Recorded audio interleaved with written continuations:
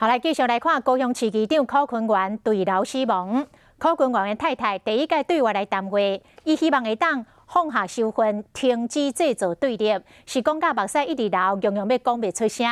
韩国瑜也是逐工到柯坤元的灵堂去悼念，下晡甲市民约伫个凤山行政中心做最后的道别。高雄恩福行动部嘛号召500个支持者到柯坤元的灵堂来念香，诉求正义。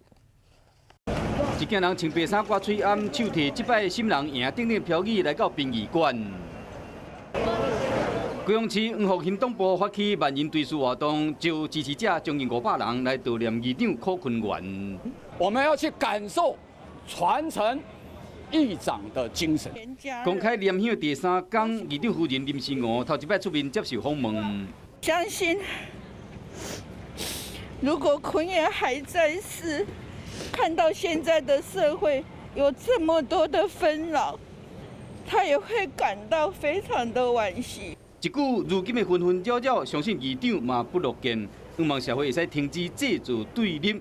过身的人才都安详离开，这几天逐工拢到灵堂致意韩国瑜，下晡会甲市民约伫凤山行政中心。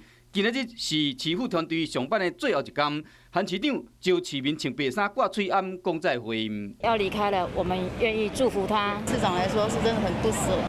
支持者表态相挺，要陪韩市长行到最后。面对即摆纷纷扰扰、无安定的气氛，各界人士拢呼吁大家爱保持理性。